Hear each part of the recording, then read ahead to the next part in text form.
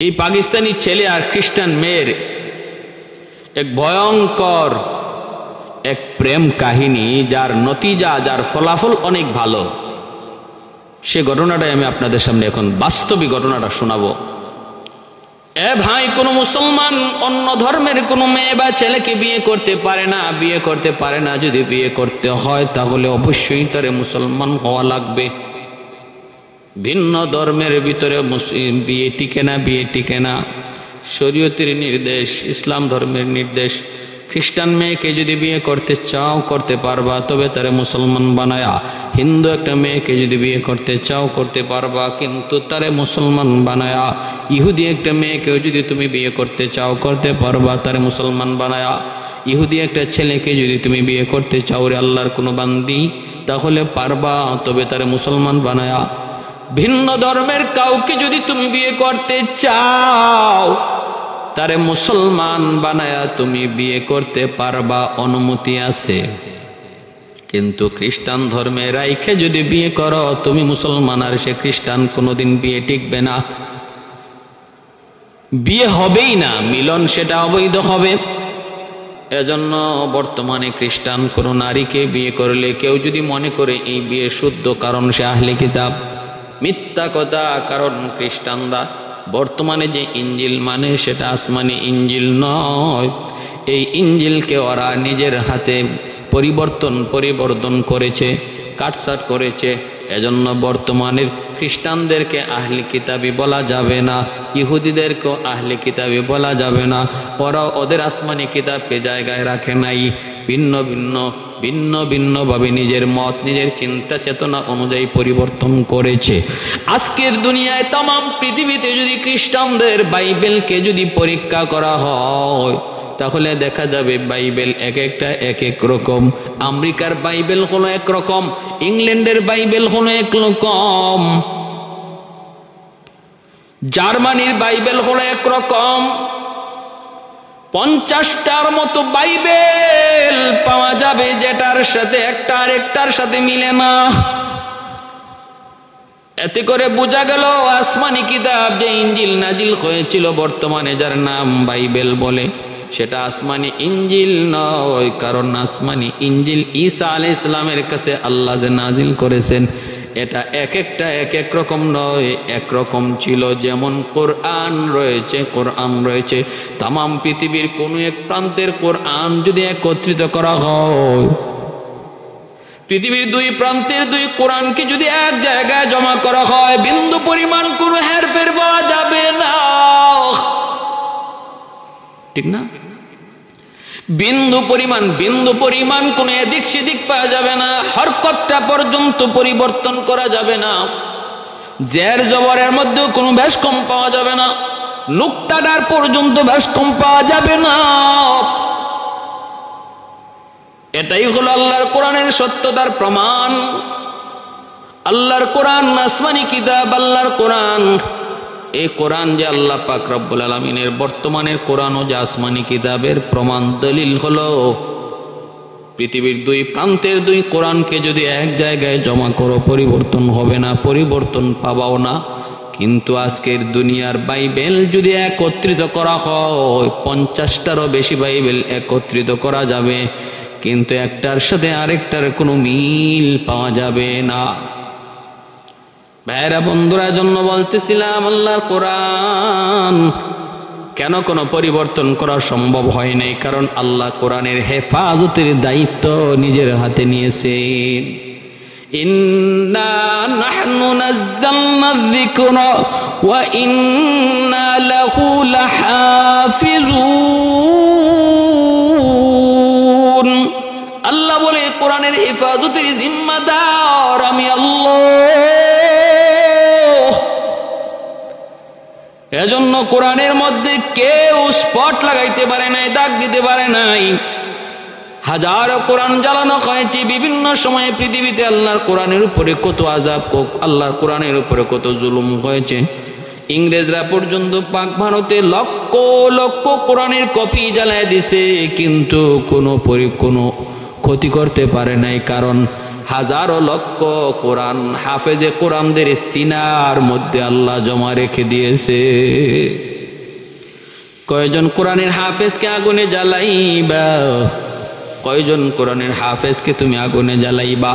এজন্য ভাইরা বন্ধুরা, এজন্য বলতেছিলাম যে এই কথা, পাকিস্তানি ওই যুবক মুসলমান কোরআনের পাগল, আল্লাহর কোরআন সকাল সন্ধ্যা সে কোরআন তিলাওয়াত করত, মসজিদে 5 ওয়াক্ত নামাজ পড়তো, উলামায়ে কেরামের সাথে সম্পর্ক ছিল, দাওয়াত তাবলীগের সাথে সম্পর্ক ছিল, মসজিদের ইমাম মুয়াজ্জিনের সাথে তার সম্পর্ক ছিল।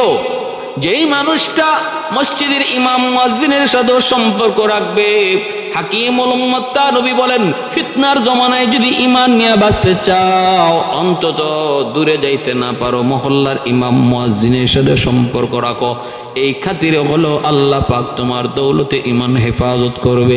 আলাইকুম বিমুজালাসাতিল উলামা ওয়া ইস্তিমাই কালামিল হুকামা ফাইন্নাল্লাহ তাআলা ইউহয়িল কলবাল মাইয়িতা বিনুরিল হিকমা কামা ইউহয়িল আরদাল মাইতাতা বিওয়াবিলিল মাতার। নবী বলেন, আল্লাহর নবী বলেন, তোমরা উলামায়ে কেরামের সাথে মিলেমিশে থাকবা, কারণ তাদের কাছ থেকে জ্ঞানের কথাগুলি শুনবা, কোরআন হাদিসের কথাগুলি শুনবা, তোমাদের অন্তরকে আল্লাহ পাক জীবিত করে দিবে। কারণ কোরআন হাদিসের দ্বারা মানুষের অন্তরকে আল্লাহ জিন্দা বানায় দেয়। গুনার আসবাব চতুর্দিক থেকে মানুষের অন্তরকে মুর্দা বানায় দিচ্ছে, গানের আওয়াজ মানুষের অন্তরকে মুর্দা বানায় দিচ্ছে, নাটক সিনেমার আওয়াজ অন্তরকে মুর্দা বানায় দেয়, খেলা টুর্নামেন্ট অন্তরকে মুর্দা বানায় দেয়। মানুষের অন্তরকে মুর্দা বানানোর জন্য আসবাবের কোনো কমতি নাই, আয়োজনের কোনো কমতি নাই। নবী বলেন, ওই মুর্দা দিল যদি জিন্দা করতে হয় তাহলে উলামায়ে কেরামের সোহবতে বেশি বেশি যাও, তাদের কথাগুলি শোনো, তাদের সাথে সম্পর্ক তৈরি করো। আল্লাহ তোমার মুর্দা দিলকে জিন্দা বানিয়ে দিবে, মুর্দা দিলকে আল্লাহ জিন্দা বানিয়ে দিবে। ভাইয়েরা বন্ধুরা, এজন্য বলতেছিলাম, ওই পাকিস্তানি যুবক সে তো উলামায়ে কেরামের সাথে সম্পর্ক রাখে, আলেমদের সাথে সম্পর্ক রাখে, মসজিদে ইমাম মুয়াজ্জিনের সাথে সম্পর্ক রাখে, দাওয়াত তাবলীগের সাথে সময় দেয়, আল্লাহর কোরআনকে সে মহব্বত করে, গভীরভাবে আল্লাহর কোরআন মহব্বত করে। ভাইরা বন্ধুরা আমার, যদ্দূর জানা ইউরোপ কান্ট্রিতে প্রবাসে আমার যেই সকল ভাইরা নামাজ কালাম পড়ে, ওদের ঈমান আমাদের দেশের যুবকের চেয়ে অনেক মজবুত। কারণ তাদের চোখের সামনে হলো গুনাহ, চোখের সামনে হলো গুনার আসবাব, চোখের সামনে হলো গুনাহ করার সুযোগ। এই অবস্থা থেকে নিজেরই ফিরাইয়া যেই যুবক নামাজি হয়েছে, যেই যুবক গুনাহ থেকে নিজেরা বাঁচায় রাখছে, সে তার ঈমান বড় মজবুত, ঈমান বড় মজবুত। আমাদের ঈমানের মতো নয়, তার ঈমান অনেক মজবুত। ভাইরা বন্ধুরা, নবী বলেন লা ওয়ারআ কাল কাফি, আল্লাহর নবী বলেন গুনাহ করার সুযোগ যা আছে তারপরও সে গুনাহ করে না, সে হলো তোমাদের ভিতরে সবচেয়ে বড় আল্লাহওয়ালা, তোমাদের ভিতরে সেই হলো সবচেয়ে বড় আল্লাহওয়ালা। আল্লাহর নবী এই কথা বলেছেন। কয় তুমি মদ খাও? কয় না মদ খাই না। কেন খাও না? কয় মদ পাই না। আর একজন কয় তুমি মদ খাও? কয় না মদ খাই না। কেন খাও না? কয় মদ পাও না বুঝি? কয় না মদ পাই, পানির মতো মদ পাই, পানি যেভাবে খাওয়াটা সহজ, মদ পান করাটাও এমন সহজ, এরপরও আমি পান করি না। বলুন দুইজন সমান না বেশ কম? 19-20 না আকাশ পাতাল? আকাশ পাতাল। নবী বলেন এজন্যই লা ওয়ারআ কাল কাফি, লা ওয়ারআ কাল কাফি, লা ওয়ারআ কাল কাফি। তার চেয়ে বড় পরহেজগার আর কেউ নাই, তার চেয়ে বড় পরহেজগার আল্লাহওয়ালা আর কেউ নাই। ভাইরা বন্ধুরা, যুবক মসজিদে যাতায়াত, আলেম ওলামার সাথে সম্পর্ক, কিন্তু অফিস টাইমে অফিস করার সময় একটা সুন্দরী খ্রিস্টান মেয়ের প্রেমে পড়ে গেছে, পাশে টেবিলে বসা, সে তার প্রেমে পড়ে গেছে। এটা মনের ব্যাপার, এটা যে কোনো বুজুর্গ এটার মধ্যে অনেক সময় ফেল মারে। এই জিনিসের মধ্যে বাহাদুরি করে কোনো লাভ নাই, এই জিনিসটার সামনে বাহাদুরি করে কোনো লাভ নাই। আমারে কোনো সুন্দরী নারীর সামনে নিয়ে তুমি দাও, আমি তার দিকে তাকাবো না, আমি তার কোনো জালে আবদ্ধ হব না। এমন বাহাদুরি কইরা লাভ নাই, বহু বাহাদুর পরাজিত হয়েছে।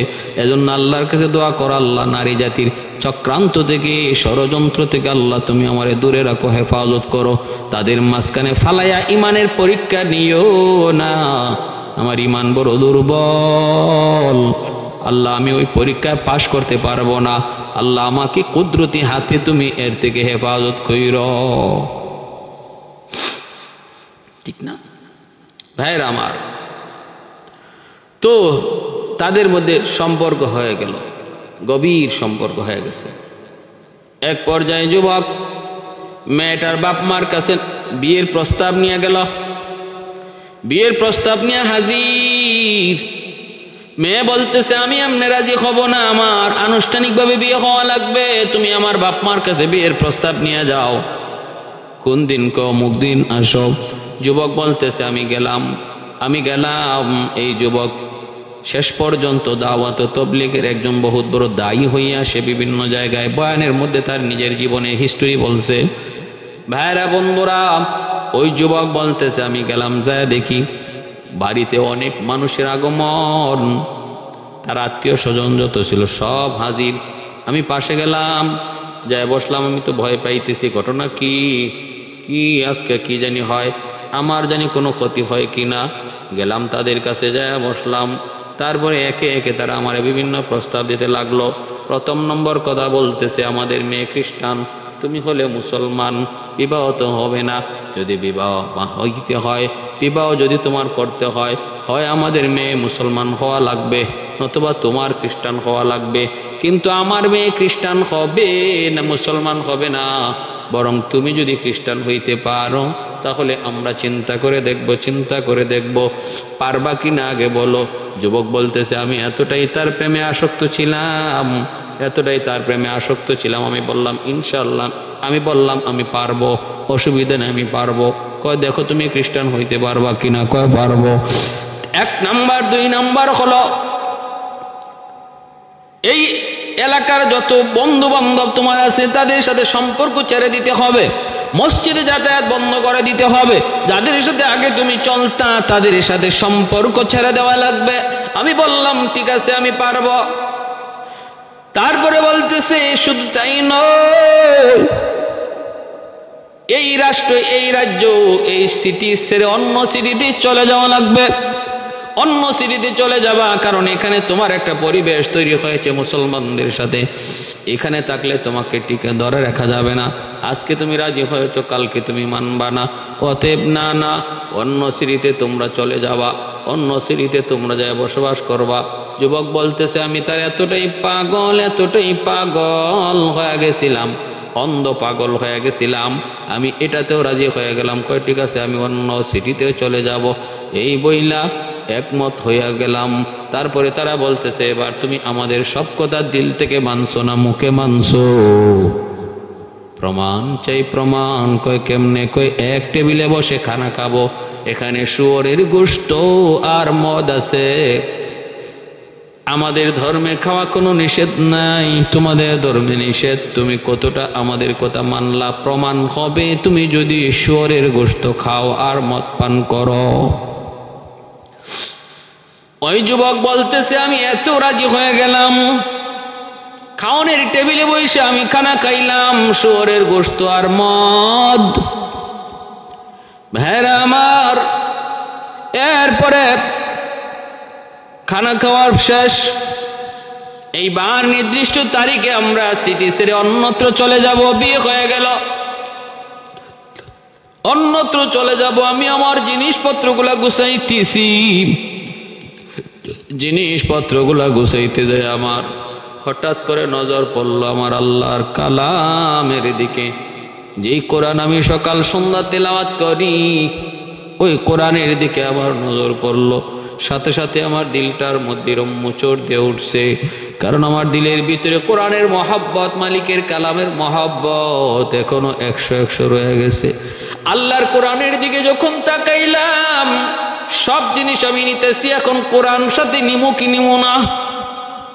আমি দেখতেছি আল্লাহর কালাম আমাকে যেন হাতছানি দিয়া ডাকতেছে, এরে আমার আশিক, আমার একা রাইখা যাও না, যেখানেই যাও সেখানে আমাকে সঙ্গে নিয়ে যাও, আমাকে একা কোথায় রেখে যাবা, আমাকেও তোমার সঙ্গে নিয়ে যাও। আমি আল্লাহর কোরআন দেখা মাত্রই কোরআনের মহব্বত আমার অন্তরে উতলে উঠল। আমি আল্লাহর কালামটারে ভাঁজ করে সুন্দর করে আমার ব্রিফকেসের এক কোনায় রেখে দিলাম। তারপরে কোরআনকে আমি একা রেখে যেতে পারলাম না।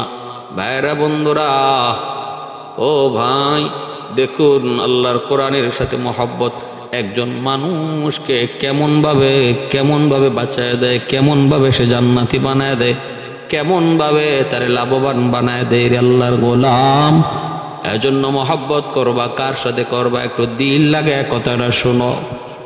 কোরআন নিয়ে গেলাম আমি, ওই সিটিতে যায় থাকতেছি আর কোরআনটারে আমি এক জায়গায় রাখতেছি। বিবি বলতেছি, তুমি হলি কোরআন কেন নিয়ে আস না? আমি বললাম, আনলাম তো, কি হইছে? কয়, তাহলে তুমি তো খ্রিস্টান, কোরআন কেন আনছো? কয়, আনছি তো, কি হইছে? আমি পড়বো না, দেখবো।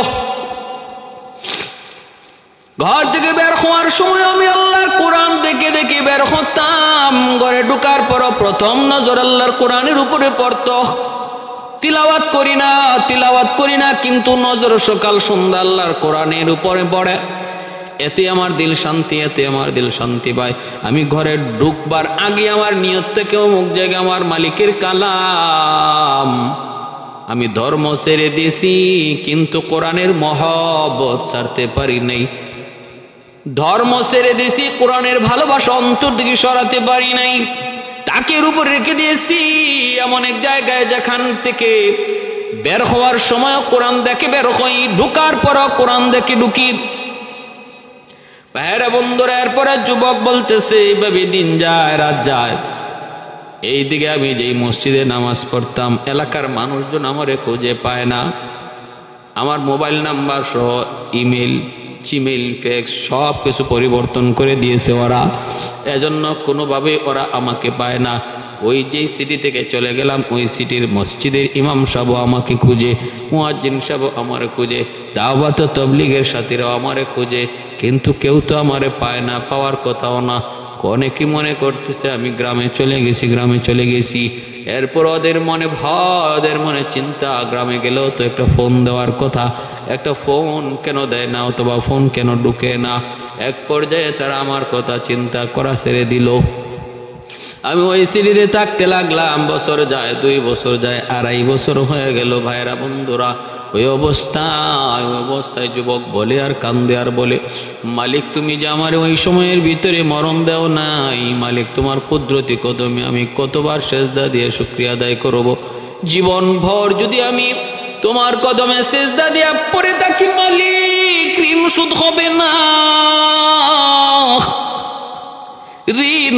হবে না, কারণ ওই সময়ে যদি আমার মরণ হয়ে যাইত তাহলে নিশ্চিত আমি ছিলাম জাহান্নামী।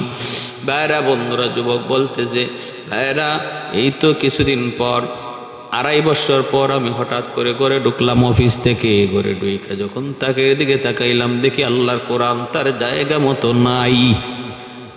যখনই দেখলাম ওই জায়গাটা খালি, মালিকের কালাম ওই জায়গায় নাই, কলিজার মধ্যে চাঁদ করে উঠল।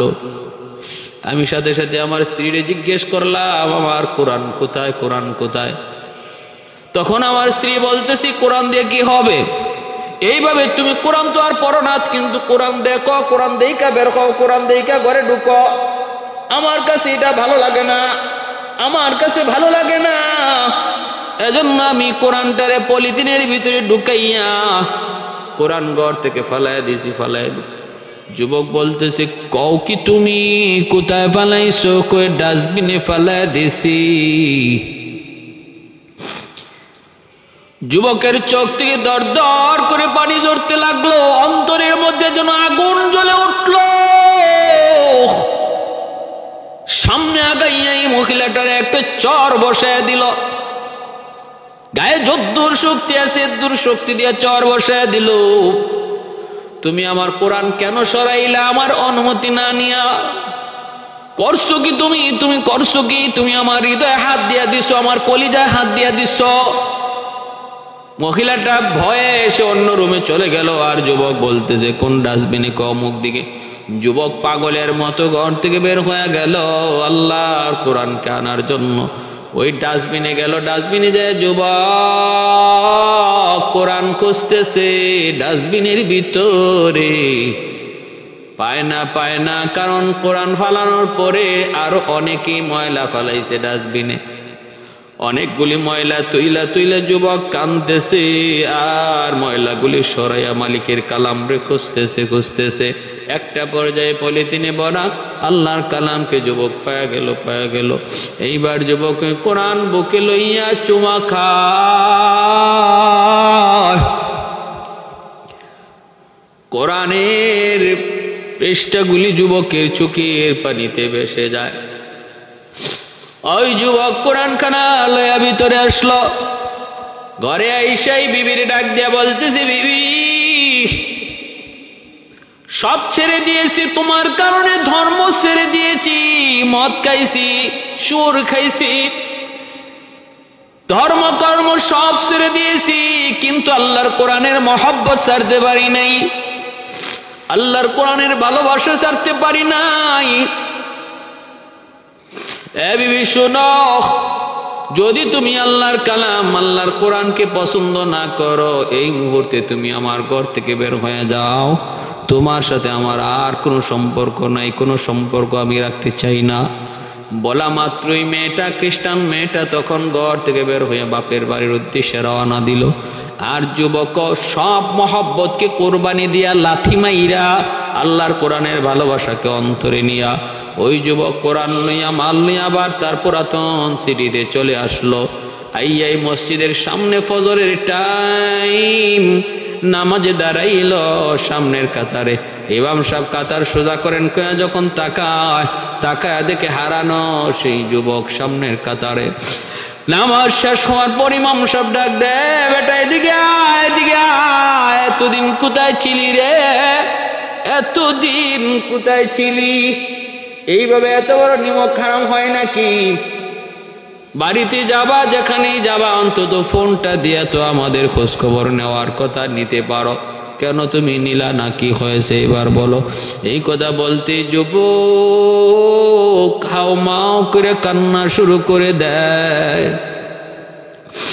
যুবক বলতেছে, হুজুর আমাকে তওবা করান, কালেমা পড়ে মুসলমান বানায় দেন। হুজুর আমি তো আমার জীবনের এক বহুত বড় ইতিহাস, আল্লাহ যে আমাকে ওখান থেকে উঠে আনছে শুধু আমার মালিকের কোরআনের খাতিরে।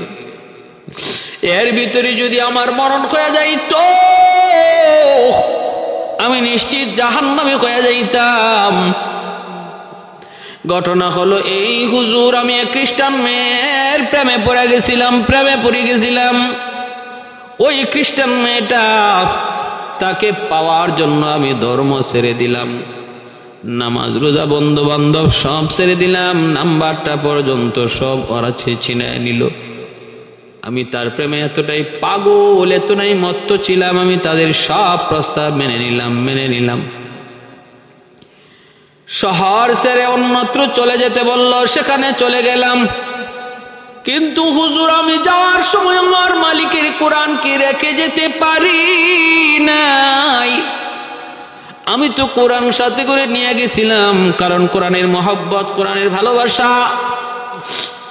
ভাইরা বন্ধুরা মনে রাখবেন, এই কোরআনের প্রতি যার মহব্বত, কোরআনের প্রতি যার ভালোবাসা, এই ভালোবাসার কারণে হাসরের ময়দানে কোরআন তার জন্য বহুত বড় সুপারিশকারী হয়ে যাবে।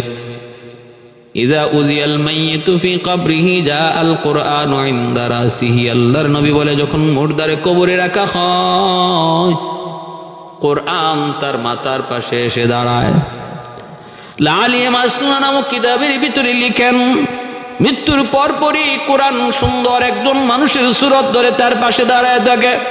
কবরে রাখার পর মুনকার নাকির আয়েশা প্রশ্ন করার জন্য তার শর্তে বলে, সে বলে, আমারে তোমরা শর্তে বলবা না, তোমাদের প্রশ্ন যা করা লাগে তোমরা করে যাও। ইনি ছিলেন আমার দুনিয়ার বন্ধু, দুনিয়াতে ইনি আমাকে ভুলে নাই। আজকে মৃত্যুর পর আমি তারে বলবো না কে তুমি, কয় আমি হলাম আল্লাহর কোরআন। আল্লাহর কোরআন আমার বন্ধু দুনিয়াতে আমাকে ভুলে নেই, সকাল সন্ধ্যা আমাকে তিলাওয়াত করতো, সকাল সন্ধ্যা আমারে চুমু খাইতো। আজকে কবরে আমি তারে ভুলবো না, আমি তারে ছেড়ে যেতে পারবো না। তোমরা তোমাদের যা দায়িত্ব আছে আদায় করে নাও।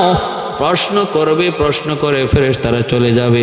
আর কোরআন তখন বলবে, আমার বন্ধু তুমি ভয় পেও না, কেউ তোমার সঙ্গে নাই, সঙ্গে আছি আমি। দুনিয়াতে কত বন্ধু ছিল, সবাই তো তোমার কাছ থেকে বিদায় নিছে। কেউ জানাজা পরে চলে গেছে, কেউ কবরের পাশে আইসা তোমার কবরের আইকা চলে গেছে। যাই নাই শুধু আমি কোরআন, যাই নাই শুধু আমি কোরআন। আর নেক আমল তোমার সঙ্গ ছাড়বে না, কারণ দুনিয়াতে তুমি আমাকে বলো নাই, আমিও তোমাকে বলবো না। ভাইরা বন্ধুরা, কোরআন বলবে তোমারে জান্নাতে ঢুকানো পর্যন্ত আমি তোমার সঙ্গ ছাড়ব না। মা মিন শাফিন আফজালু, আল্লাহ নবী বলেন মা মিন শাফিন, এমন কোন সুপারিশকারী হবে না ময়দানে কোরআনের চেয়ে বড় সুপারিশকারী আল্লাহর দরবারে আর কেউ থাকবে না, কেউ থাকবে না। লা নাবিয়্যুন ওয়ালা মালাকুন ওয়ালা গায়রুহু, ফেরেশতাও না, অন্য কেউ না, কোন নবীরাও এত বড় সুপারিশ করবে না, কোরআন যত বড় সুপারিশ করবে। সূরা মুলক তার আল্লাহর সামনে সবুজ রঙের পাখি হইয়া আল্লাহর কুদরতি কদমে আইসা পইরা বলবে, মালিক তোমার এই বান্দা কোন অপরাধে তোমার কাছে আসামি জানি না, আল্লাহ আজকে তোমার আদালতে সে আসামি কোন অপরাধের কারণে জানি না, জানার কথাও না, কিন্তু মালিক আমার চিননি। কয় কে তুমি? কয় আমি সূরাতুল মুলক, আমি হলাম সূরা মুলক। আল্লাহ আমার বন্ধু প্রতিদিন এশার নামাজের পর সূরা মুলক তেলাওয়াত করতো। আর তোমার হাবিব তো বলেছে সূরা মুলক যারা তেলাওয়াত করবে, আমি মুলকের একটা নাম তোমার হাবিব রেখেছে সূরাতুল মুনজিয়া। আমি সূরা মুলকের একটা নাম রাখেছে সুপারিশকারী, নাজাত দানকারী। ও মালিক, আমি তোমার কুদরতি কদমে পড়লাম, যতক্ষণ পর্যন্ত তুমি তারা মাফ না করবা আমি সূরা মুলক তোমার কদম ছাড়বো না, কদম ছাড়বো না। ভাইরা বন্ধুরা, এজন্য বলতেছিলাম আল্লাহর কোরআনের সাথে মহব্বত করো রে যুবক, ঘরে শান্তি আসবে। মা বোনেরা আল্লাহর কোরআন তেলাওয়াত করো, ঘরে শান্তি আসবে, অশান্তি দূর হবে। যুবক বলতেছে আমি কোরআনের মহব্বত ছাড়তে পারি নাই, ধর্ম ছেড়ে দিছে, কোরআনের মহব্বত ছাড়তে পারে নাই। এরপরে আল্লাহ পাক রব্বুল আলামিন কোরআনের খাতিরে তারে আবার আল্লাহ জান্নাতি পদে ফিরে আনছেন। ধ্বংসের অতল গব্বর থেকে আল্লাহ পাক তারে কোরআনের খাতিরে উঠে আনছেন। ওই যুবক বলতেছে হুজুর, আমি আল্লাহর কোরআনকে এমন জায়গায় রেখে দিয়েছিলাম যেখানে দেখে দেখে ঘর থেকে বের হতাম, আবার কোরআন দেখে দেখে ঘরে ঢুকতাম। আমার খ্রিস্টান বউ, খ্রিস্টান স্ত্রী, সে একদিন কোরআনকে ডাস্টবিনে ফালায় দেয়, আমি সহ্য করতে পারি নাই। আমি ওই ডাস্টবিন থেকে আল্লাহর কোরআনকে কুড়ায় আনা, বউটারে বিদায় করে দিছি, তুই বিদায় হয়ে যা, কিন্তু কোরআনকে বিদায় করব না। তোর মহব্বত জ্বালাই দিতে পারি, কোরআনের মহব্বত জ্বালাইতে পারবো না। তোর মহব্বত কোরবানি দিতে পারি, কিন্তু হলি কোরআনের মহব্বত কোরবানি দিতে পারবো না। সে চলে গেছে, এখন আমি আমার পথে, সে তার পথে, আমি আছি আল্লাহর কোরআন নিয়া। এই কাহিনী যুবক শোনাইতেছে আর হাউমাউ করে কাঁদতেছে, ইমাম সাহেব কাঁদতেছেন, এলাকাবাসী কাঁদতেছে, সঙ্গী সাথীরা, দাওয়াত তবলিগের সাথীরা কান্দে।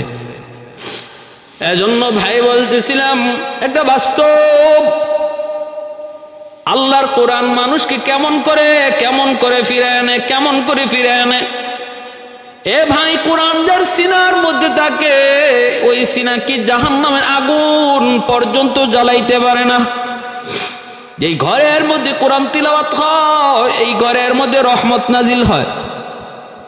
যেই সমাজের মধ্যে কোরআনের হাফেজ বেশি বেশি তৈরি হয়, সমাজে রহমত নাজিল হয়। যেই দেশের মধ্যে কোরআনের হাফেজ উলামায়ে কেরামের কদর হয়, ওই দেশের মধ্যে আল্লাহর তরফ থেকে রহমত নাজিল হয়। উলামায়ে কেরামের প্রতি বিদ্বেষ, উলামায়ে কেরামের প্রতি জুলুম, দেশের প্রতি রহমত চলে যাওয়া, গজব নেমে আসার কারণ, গজব নেমে আসার কারণ। আজকে খেলোয়াড়দের সংবর্ধনা দেওয়া হয়, ফুলের মালা দেওয়া হয়। যেই দুবাইয়ে আমাদের দেশের টাইগাররা খেলাধুলার মধ্যে হারলো, সেই দুবাই আমাদের দেশের কোরআনের হাফেজরা সারা বিশ্বে 1 নাম্বার হলো কয়েকবার। অথচ এরপরও সরকারের তরফ থেকে, দায়িত্বশীলদের তরফ থেকে কোনো সংবর্ধনার আয়োজন হলো না। সারা বিশ্বে 1 নাম্বার হলো দুবাইয়ে কোরআনের হাফেজ বাঙালি। তাহলে ইজ্জত আছে, সম্মান আছে? না থাকলে তাহলে কি কইরা আমরা রহমতের আশা করি? কি কইরা রহমতের আশা করি? আল্লাহ যে এখনো টিকায় রাখছে, আল্লাহ পাক যে এখনো ধ্বংস করতেছে না। যেই দেশে, যেই সমাজে কোরআন প্রেমিকদের, কোরআনের হাফেজদের, উলামায়ে কেরামের এতটা অবহেলা, সেই দেশ যে আল্লাহ এখনো টিকায় রাখছে, এটা আল্লাহর দরবারে হাজারো শুকর। وَنُنَزِّلُ مِنَ الْقُرْآنِ مَا هُوَ شِفَاءٌ وَرَحْمَةٌ لِّلْمُؤْمِنِينَ।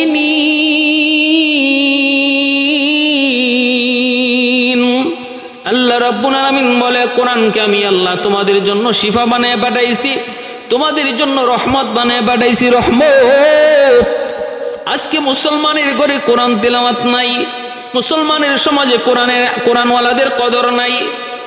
কেমন করে রহমত আসবে? হুজুর পানি ভরা কাম হয় না, তাবিজে কাম হয় না।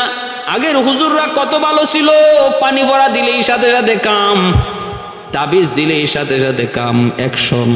এখন হয় না। আমি বলি, আগের জমানার মহিলারা ঘরে কোরআন তেলাওয়াত করতো, পুরুষেরাও কোরআন তেলাওয়াত করতো।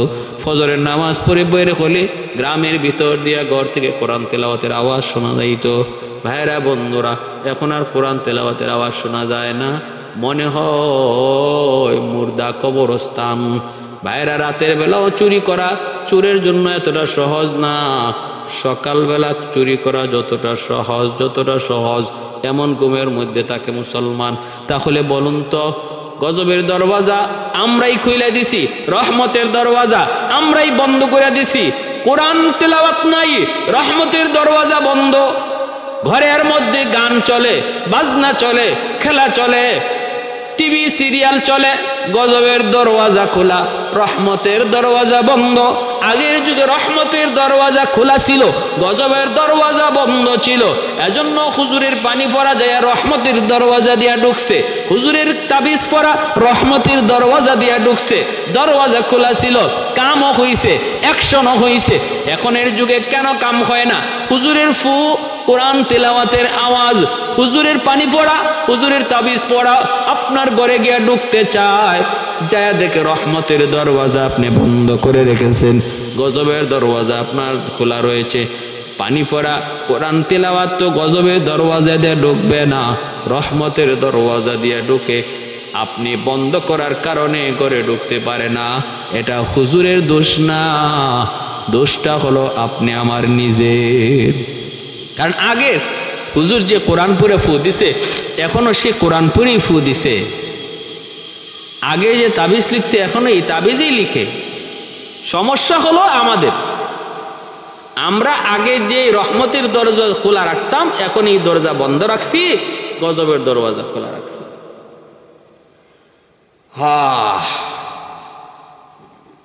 আমার ভাইয়েরা, এজন্য বলতেছিলাম,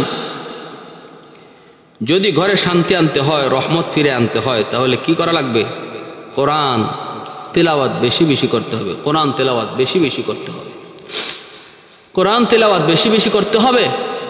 মা বোনেরা আগে ঘরে কোরআন তেলাওয়াত করত, ঘরে অশান্তি, স্বামীর সাথে মিল নাই, সন্তানে কথা শুনে না, মেয়েটা অবাধ্য, ছেলেটা অবাধ্য। আমি বলি, সবচেয়ে বড় সবক হলো আগে কোরআন তেলাওয়াতের আমল চালু করো, ঘরে কোরআন তেলাওয়াতের আমল চালু করো। আল্লাহ দেখবা স্বামীর দিল নরম করে দিবে, সন্তান আদিকে আল্লাহ পাক তাদের দিলের মধ্যে আল্লাহ বুঝ দিয়ে দিবে, তাদের দিলের মধ্যে আল্লাহ বুঝ দিয়ে দিবে। আর যদি আমরা এটা না করে পানি পড়া তাবিজ পড়ার দিকে দৌড়াই, কোনো লাভ নাই, কোনো লাভ নাই, কোনো লাভ নাই। প্যারে হাজিরিন, আর ঘরে ঘরে একজন সন্তানরে কোরআনের হাফেজ বানাও, একজন সন্তানরে হলো কোরআনের হাফেজ বানাও, আলেম বানাও। আমার সন্তান যদি মৃত্যুর সময় আমার মাথার পাশে বসে সূরা ইয়াসিন পড়ে, তাহলে আমি বাবা বাবা হওয়া সার্থক, আমি মা মা হওয়া সার্থক।